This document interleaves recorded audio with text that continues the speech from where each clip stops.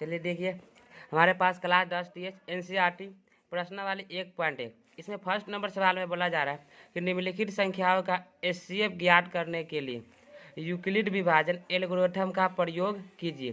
First number सवाल में Euclid विभाजन विधि से आपको HCF ज्ञात करना है, जिसे फर्स्ट नंबर सवाल में बोला जा रहा है 135 और 225 का यूक्लिड विभाजन विधि से HCF ज्ञात कीजिए। देखिए इसका एक्सप्लेनेशन हम यहाँ पे कर रहे हैं कि 135 और 225 है, इसमें यूक्लिड विभाजन विधि से आपको HCF ज्ञात करना है। तो इसमें जो बड़ा वाला डिजिट होगा उसको मानना है आपको ए।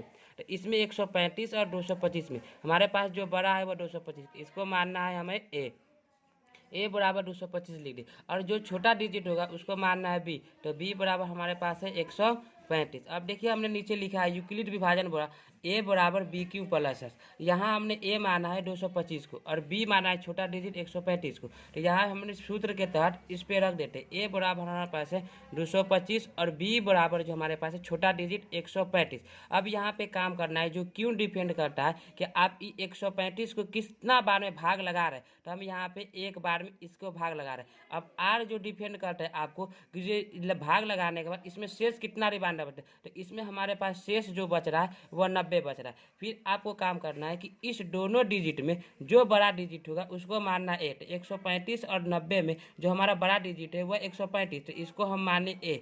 फिर जो छोटा डिजिट होगा उसको मानना है आपको बी, तो हमारे पास छोटा डिजिट है वह बी है। फिर यहाँ पे अब क्यों जो डिफेंड करना है लगाने पर, अब यहाँ पे फिर हम एक बार लगा रहे हैं, फिर हमारे पास जो प्लस में शेष निकल के आ रहा है वह हमारे पास 45 आ रहा है। अब आपको काम करना है कि जो इस दोनों में जो बड़ा डिजिट होगा उसको फिर से मानना है आपको ए। तो 90 और 45 हमारे पास बड़ा डिजिट जो है 90, तो 90 को हम यहाँ शुरू ए रखें। फिर यहाँ पे जो छोटा डिजिट होगा उसको बी मानना है, तो हमारे पास 45 दिया, यहाँ पे 45 देगा। फिर जो क्यों डिफेंड करना आप लगाए कितना हमारे रहे, तो हम यहाँ इसको 2 बार में लगा रहे 45 2 90। अब हमारे पास जो शेष निकल के आ रहा है तो 0। मतलब कहने का कि आप जब भी यूक्लिड विभाजन विधि से जब भी इसका HCF निकालेगा तो जब तक अंत में 0 ना आ जाए तब तक इसका HCF निकालते रहेगा। अरे इसका HCF जो निकल के आ रहा है हमारे पास वह 45 यानी 45 आ रहा है। देखिए यूक्लिड विभाजन विधि से कहेगा था आपको जब तक अंत में 0 ना आ जाए तब तक इसका HCF निकालते रहना है। अदरवाइज इस विधि से आप दूसरे विधि से भी HCF हल निकाल सकते हैं। देखिए इसलिए HCF निकालने के लिए हम यहाँ पे दूसरे विधि का भी प्रयोग करते हैं। 135 है, इसको भाग विधि से भी HCF निकाले। देखिए यहाँ पे एक बार में लगा दे 135। अब यहाँ पे जो हमारे पास शेष बच के आ रहा है घटाने के बाद 90। अब क्या काम करना आपको, फिर 90 शेष बचा, फिर ये जो शुरू वाला डिजिट 135 है फिर इसको आपको बीच में रखना, 135 को बीच में रख, फिर यहाँ पे आपको लगाना है भाग, फिर एक बार में लगेगा यहाँ पे एक लिखे। अब हमारे पास जो शेष बच के आ रहा है वह 45 आ रहा है। फिर आपको काम करना है जो 90 जो यहाँ शुरू बार में डिजिट में लिखे थे फिर इसको आपको बीच में रखना है। तो यहाँ हमारे पास जो लगाएंगे तो 45 दूना 90, मतलब कि यहाँ पर भी हमारे पास जो HCF निकल के आ रहा है वह 45 ही आ रहा है। कहने का मतलब कि अगर यूक्लिड विभाजन विधि कहेगा तो आपको इस टर्म से हल करना है। अगर यूक्लिड विभाजन विधि नहीं कहेगा तो आपको इस टर्म से हल कर देना है। देखिए 2 नंबर फिर सवाल में बताया जा रहा है कि 196 और 38,220 का इसका भी यूक्लिड विभाजन विधि से HCF निकालना है। जिस तरह हमने फर्स्ट में निकाला था उसका सेकेंड का भी इसी तरह करना है। देखिए हम इसका एक्सप्लेनेशन यहाँ पे सेकेंड वाले को भी लिख चुके हैं। 196 और 38,220 इसका भी यूक्लिड विभाजन विधि से HCF निकालना। तो हमने फर्स्ट वाले सवाल में बताया था कि जो इस दोनों में बड़ा डिजिट होगा उसको मानना है आपको ए। तो 196 और 38,220 में जो हमारे पास बड़ा डिजिट है वो 38,220 है, तो इसको मानना है हमें ए। ए बराबर हो गया 38,220 और छोटा डिजिट होगा उसको मानना है बी, तो बी बराबर हमारे पास है जो 196। फर्स्ट वाले सवाल में हमने फार्मूला लिखा था ए बराबर बी क्यू प्लस आर। अब यहाँ पे देखिए हमने ए माना है 38,220 को, तो ए के जगह रख देते हैं 38,220। अब बी माना है हमने 196 को, तो यहाँ पे बी डिजिट रखते 196। हमने फर्स्ट वाले सवाल में बताया था कि क्यों डिफेंड करना, आप इसको भाग कितना मत लगा रहे, तो हम यहाँ पे 195 बार में इसको लगा रहे। आर जो डिफेंड करता है शेष, तो अब 195 बार लगाने का आपको शेष 0 बच के निकलता है। तो यानी कि कहने का मतलब कि यूक्लिड विभाजन विधि तब तक प्रयोग करें जब तक शेष 0 ना जाए। इसलिए हमारे पास इसका HCF जो निकल के आ रहा है वह 196 इसका HCF निकल के आ रहा है। ठीक, देखिए थर्ड नंबर सवाल में भी बताया जा रहा है कि 867 और 255 का भी यूक्लिड विभाजन विधि से एचसीएफ निकालना। जिस तरह हमने फर्स्ट और सेकेंड में निकाला था इसी तरह थर्ड में भी निकालना। देखिए इसका एक्सप्लेनेशन हम यहाँ पे कर रहे हैं कि 867 और 255 का एचसीएफ निकालना था। हमने फर्स्ट वाले सेकेंड वाले सवाल में आपको बताया था कि इस दोनों में जो बड़ा डिजिट होगा उसको आपको मानना है ए। तो हमारे पास 867 और 255 में जो बड़ा है वह 867 है, तो इसको मानना है हमें ए, और जो छोटा डिजिट होगा उसको मानना है आपको बी। अपने फर्स्ट वाले सवाल से फार्मूला यूज करके आ रहा है कि ए बराबर बी क्यू प्लस आर। हमने बताया था कि ये यूक्लिड विभाजन विधि का फार्मूला है। तो हमारे पास ए जो है ए बड़ा 867 है, तो 867 रख दी। बीच कल्टू जो हमारे पास है वह 255 है, 255 रख दी। अब ये हमने बताया था फर्स्ट या सेकेंड सवाल में कि क्यों जो डिपेंड करता है आप लगा कितना बटा, हम यहाँ पे 3 बार में इसको डिपेंड करना।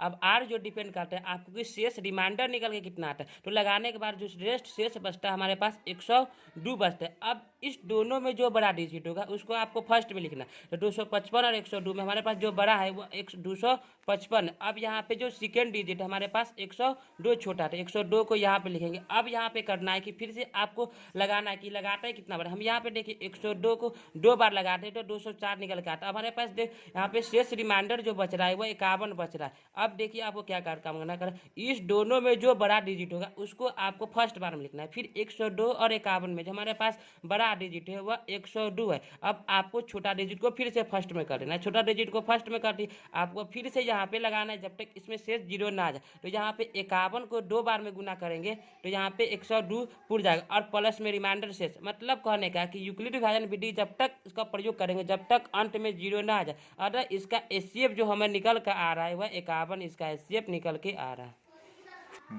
देखिए अब 2 नंबर सवाल में जो बताया जा रहा है कि दर्शाइए कि कोई भी धनात्मक विषम पूर्णांक, यहाँ पे कह रहा है विषम पूर्णांक को दर्शाने के लिए कि पूर्णांक 6q+1 या लिख दिया 6q+3 या लिख दिया 6q+5 के रूप का होता है कि मतलब आपको जो दर्शाना है इसमें विषम पूर्णांक को केवल 5 तक दर्शाना है। देखिए अब यहाँ पे इस सवाल को एक्सप्लेनेशन कर रहे हैं कि 6q+1 6q+3 और 6q+, हमारे पास ये जो दिया गया विषम पूर्णांक दिया गया। इस फर्स्ट वाले सवाल में हमने डिजिट यूज किया था ए बराबर बी क्यू प्लस, निकालने का फॉर्मूला ए बराबर बी क्यू प्लस आर। अब देखिए आपको काम करना है कि इसमें दर्शाने वाले बात में जिस अंक से शुरू करेगा आपको उसको मान लेना है बी। तो हमारे दर्शाने से शुरू कर रहा है 6 से, तो हमको इसको मानना है बी, तो बी बराबर 6 मान ली।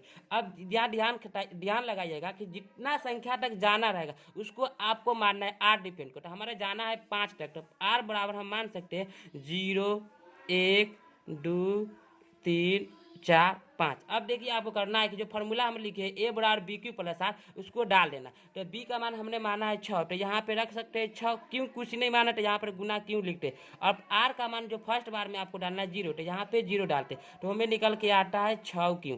अब सेकेंड बार में आपका फार्मूला वही है ए बराबर बी क्यू प्लस आर। हमने बी का मान 6 माना था तो यहाँ 6 रख दिए, क्यों कुछ नहीं माने थे क्यों छोड़ दिए। अब सेकेंड बार में आपको आर का मान 1 रखना, तो हम यहाँ पे 1 रख दिए तो हमको निकल के आ रहा है 6q+1। अब थर्ड बार में आपको करना है कि ए बराबर फिर बी क्यू प्लस आर उपयोग करना। बी का मान हमने माना है 6, तो यहाँ पे 6 रख दिए, क्यों कुछ नहीं माने थे क्यों छोड़ दिए। अब 1 का काम हो चुका है, अब थर्ड बार में आपको 2 लेना है तो 2 ले लिए। अब फिर से सेकेंड चलते, हमारे पास फिर ए बराबर बी क्यू प्लस आर। अब हमारे पास बी इक्वल टू हमने माना है 6, तो फिर यहाँ पे 6 रखते हैं क्यों। अब आर इक्वल टू 2 का काम हो चुका, अब यहाँ पे रखते हैं 3, तो हमें निकल के आ रहा है 6q+3। फिर से हम फोर्थ बार में चलते हैं तो ए बराबर बी क्यू प्लस आर उपयोग करते। बी का मान माना हमने 6, तो यहाँ पे 6 रखे 6q। अब इसको यहाँ पे लिखते 4। अब 5 बार में हम लोग चलते हैं तो ए बराबर बी क्यू प्लस आर। यहाँ पे हम लोग लिख सकते हैं कि बी का मान माना है 6, तो 6 यहाँ पे क्यू और यहाँ आर का मान हो गया 5। अब देखिए इसमें समझने की कोशिश कीजिए, यहाँ पे जो हमको शुरू में बोला गया कि दिखाइए कि विषम पूर्णांक को दिखाना, तो हमारे पास ये सम है। देखिए ये सम है और ये विषम है और ये भी विषम है, ये हमारे पास सम है और ये देखिए ये भी हमारे पास सम है, ये विषम है। तो दर्शाने के लिए कहा कि विषम पूर्णांक को दर्शाना, तो हम यहाँ पे लिख सकते हैं कि विषम पूर्णांक बराबर जो हमें निकल के आ रहा है 6q+1 और यहाँ पे 6q+3 और यहाँ पे 6q+5 हमारे विषम पूर्णांक निकल कर आ रहा है। अगर इसी सवाल में आपको सम पूर्णांक पूछता तो हमारे पास सम पूर्णांक एक यह और सम पूर्णांक एक यह है और एक यह सम पूर्णांक दिया गया है।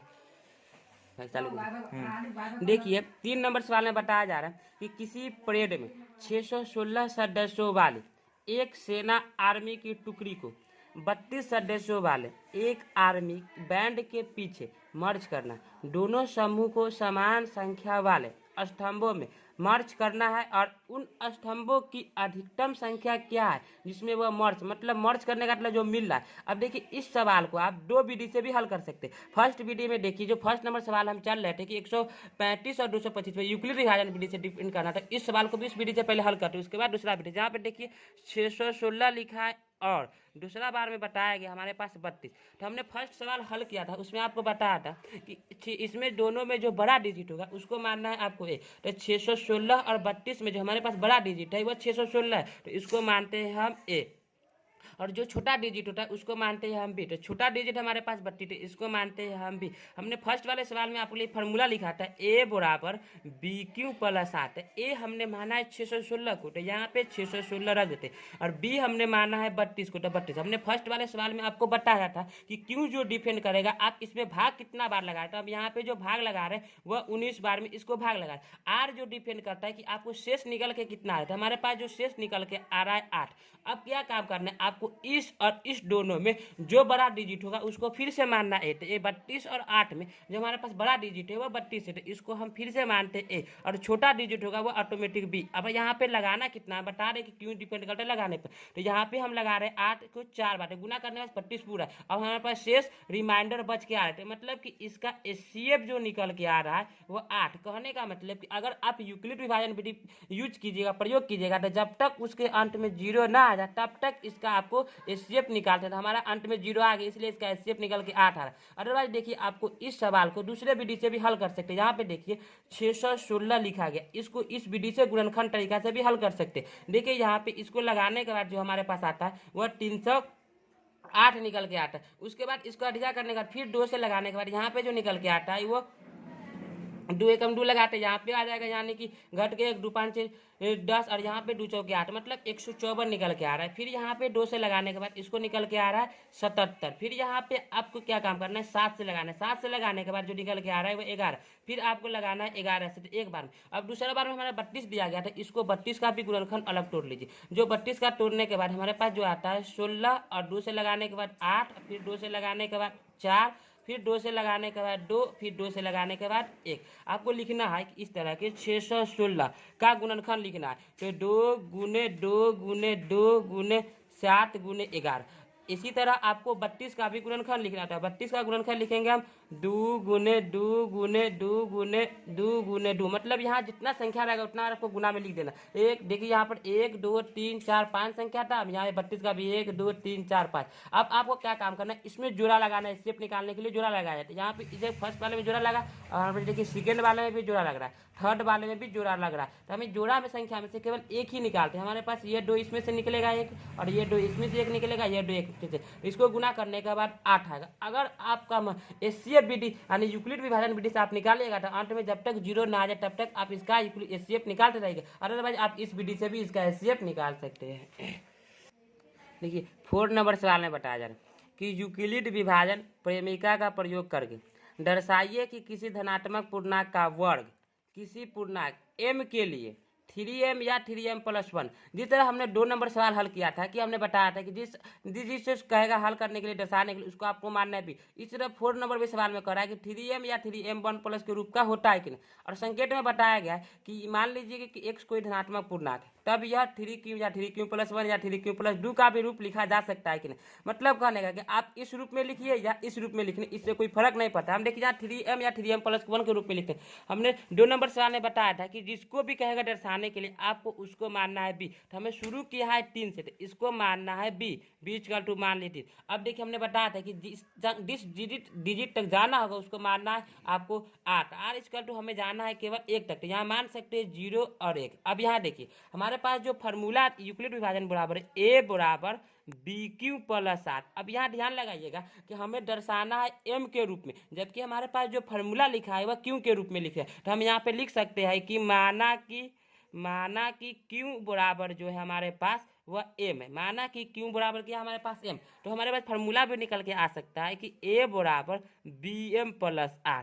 ठीक है, यहाँ पे हमने b जो माना था वो 3 के माने, यहाँ पे 3 रख देते, यहाँ पे तो एम कुछ माना नहीं, यहाँ पे गुना करने के बाद एम।